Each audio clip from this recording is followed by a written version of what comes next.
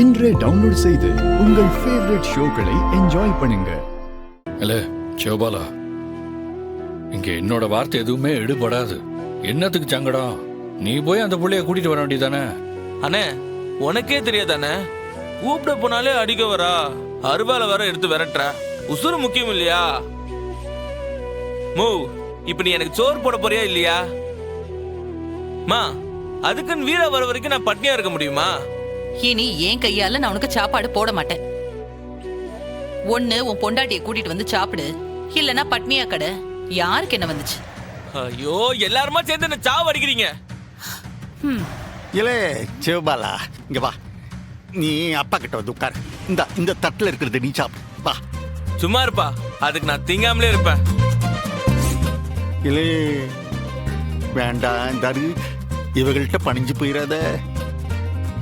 இவளுக காரியத்தை சாதிச்சுக்கணும்னா ஒண்ணு இவளுக பட்டினி கிடப்பாளுவ, இல்ல நம்மள பட்டி போட்டுருவாளுவ. இல்ல நான் நிறைய அனுபவிச்சிருக்கேன்ல. ஆமாமா, ரொம்ப தான் அனுபவிச்சிருக்காரு. ஹோட்டல்ல சாப்பாடு சாப்பிட்டா எப்படி இருக்கும்னு உங்க அப்பா கிட்ட கேட்டுக்கோ, நல்லா சொல்லுவார். இல்ல இவளுக்கு என்ன சொன்னாலும் பரவாயில்ல, நீ மசிஞ்சிராத. இவளுக்கு பேச்ச கேட்ட நீ வந்து அழிஞ்சிருவ, பாத்துக்க. ஐயோ, பசியை விட இந்த அப்பாவோட பேச்சு ரொம்ப கொடுமையா இருக்கே.